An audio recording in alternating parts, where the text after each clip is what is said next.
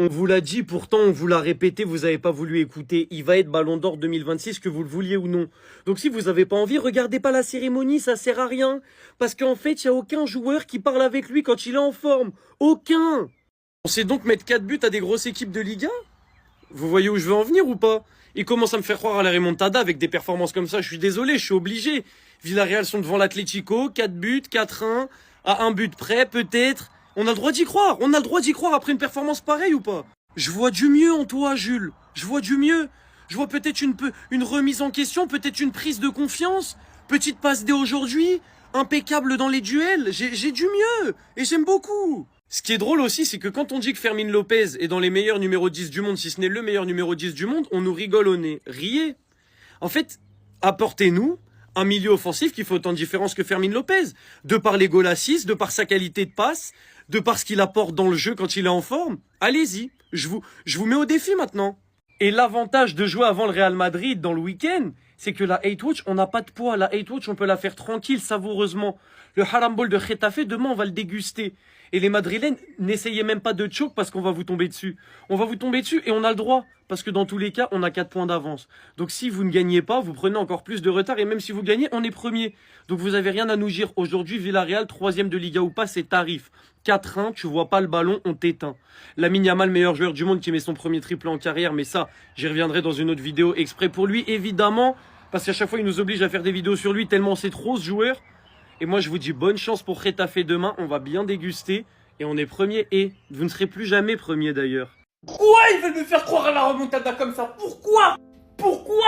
Victoire 4-1 face à Villarreal à 9 contre 11. Ouais, à 9 parce qu'aujourd'hui Baldé il aurait pas joué, c'est pareil. Et Ferran aussi.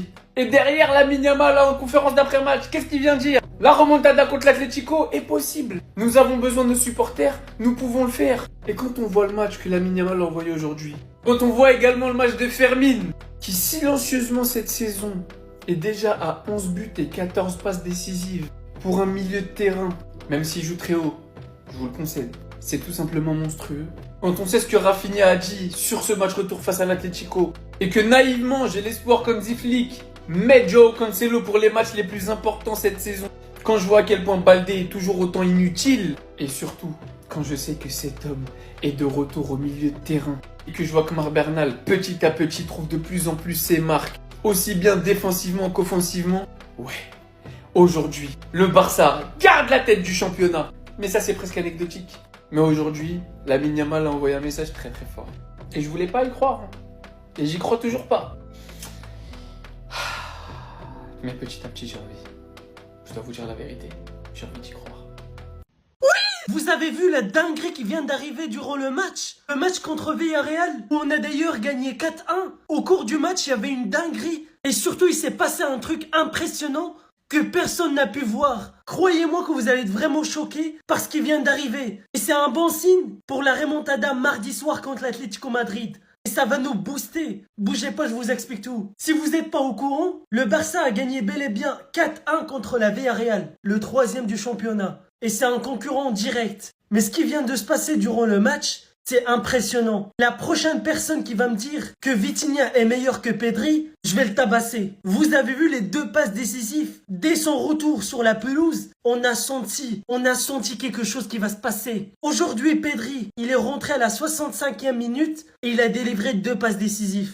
Une passe décisive pour Lamine Yamal pour son triplé. Et une passe décisive indirectement pour Koundé. C'est ça ce qui nous manquait. Les matchs où on perdait là, contre Chelsea, contre les grosses équipes, il nous manquait Pedri et bel et bien Rafinha. En tout cas, dites-moi ce que vous en pensez. Passez une bonne journée. Les gars, Pedri c'est trop. Il peut être absent pendant des semaines, des mois. Dès qu'il revient, tu sens sa patte sur le jeu du Barça. Le Barça, ils ont gagné 4-1 aujourd'hui. Maintenant, Pedri, il était sur le banc. Il est rentré à la 59e minute, d'accord? Pour jouer 30 minutes, histoire de se remettre en jambe. 10 minutes après, c'est lui qui donne un caviar à Lamine Yamal pour son 3e but. Une passe dans l'intervalle laser que personne n'a vu et comme d'hab, toujours au bon moment. Pour le 4e but du Barça, c'est Lewandowski sur une passe de Koundé. Mais celui qui donne la passe laser à Koundé et qui crée la différence, c'est encore Pedri. Encore une passe au bon moment, dans le bon timing, avec la bonne puissance. Et en fait, ce qui est fort avec les passes qu'il fait, c'est qu'en fait, c'est à chaque fois au moment où la défense remonte. Et lui, il te la met au bon moment. Et après, ce qui fait que les joueurs du Barça sont seuls. Ça a été le cas sur le but de Lamine Yamal, sur son 3e but, et sur le 4e but du Barça, avec Koundé. Donc en fait, ce mec qui soit absent 1 semaine, 2 semaines, même 2 mois, dès qu'il revient, tu vois directement qui il est sur le terrain. Les passes qu'il fait, il n'y a que lui qui les voit. En mode, le Barça, ils sont en train de faire de la possession de balle, et lui va te créer une occasion que personne n'a vue. Genre, tu te dis, non, mais là, il n'y aura pas d'occasion, tu vois, c'est un temps mort, c'est un temps tranquille. Et ben non, lui, avec une passe laser, il perce toutes les lignes, il casse les lignes, et ça fait une occasion de but. C'est incroyable. Donc là, sur la fin de saison, il ne faut pas que Pedri se blesse, et vous allez voir, le Barça va perdre beaucoup moins de points. Quand il est là, et quand il n'est pas là, c'est pas le même Barça du tout. Mais il en a eu marre, le gamin. Comprenez-le. Aujourd'hui, il met un triplé, mais je suis convaincu que si lui, il n'aurait pas marqué, aujourd'hui, on n'aurait pas marqué. Quand tu vois des ratés comme ça de Jules Koundé, des Ferran, des trucs à chaque match, à un moment donné, tu prends tes responsabilités. Premier but de Lamine Yamal, perte de Pape Gueye, Firmine récupère, il distribue, pied gauche, but. Deuxième but, il a joué en solitaire, il malaxe le défenseur là, de Villarreal. Il passe, frappe pied gauche, lucarne. On n'en parle plus. Au deuxième but, ça a choqué sa mère. Mais ça n'a pas choqué que sa maman. Même nous, il nous a choqué. Pied gauche, lucarne. L'a nettoyé. Et à la mi-temps, on le savait que voilà, le 3e, il allait arriver tôt ou tard. Un but, voilà, sur son bon pied. Pied gauche, il est injouable. Il lui avait demandé de marquer l'année passée. Cette année, il marque. Vous allez dire quoi encore? Il manque des passes D? Non.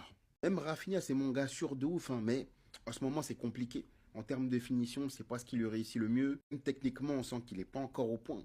Et heureusement, putain, il y a mal. Parce que même quand tu vois des entrées de Rashford, etc., tu vois que c'est des joueurs qui... Ils n'ont pas ce côté décisif. Ils l'ont plus. Donc Lamine, s'il te plaît, triplé aujourd'hui, triplé contre l'Atlético bientôt. Moi, on m'avait dit que ce bonhomme, il était finito. Voilà, on m'avait dit qu'il était finito juste parce qu'il avait fait une fête d'anniversaire, juste parce qu'il avait fait une vidéo avec Neymar. On m'avait dit qu'il était finito. Il y a même un gars qui a dit que Mastantuono est meilleur que lui. Voilà. Alfredo Duro a dit que Mastantuono est meilleur que Lamine Yamal et c'est clairement pas le seul qui l'a dit ces dernières semaines. Eh bien, je pense que, voilà, quelle meilleure réponse que ce triplé face à Villarreal. Alors attention, hein, c'est vrai qu'on pouvait avoir quelques doutes. Voilà, il a eu une pubalgie. Il y a eu des matchs où on a senti qu'il était clairement pas à 100%. Donc voilà, on pouvait être inquiet par rapport à cette petite blessure. Mais en termes de talent, il y a personne qui s'assoit à sa table. Dans le foot actuel, alors je compte pas les joueurs comme Messi, voilà, qui sont un peu sur la fin. Mais dans le foot actuel d'élite en Europe, en tout cas, il n'y a personne qui s'approche de son niveau quand il est à 100%. Je parle pas que de buts, hein, parce que des joueurs qui marquent des buts, il y en a beaucoup. Mais je parle de cette capacité à faire la différence, de ce talent, de cette magie, tout simplement. Donc voilà, encore une fois, merci à ceux qui nous avaient dit que Lamine Yamal était finito. Voilà, on l'a bien vu face à Villarreal et j'imagine qu'on le verra encore d'ici la fin de la saison. En tout cas, si toi t'es fan du Barça, tiens, un petit sondage. Est-ce que tu penses que le Barça va remonter contre l'Atlético en Coupe du Roi cette semaine? Dis-moi ton commentaire, donne-moi ton pronostic. Et si tu veux être au courant de toute l'actu du Barça, je t'invite à t'abonner.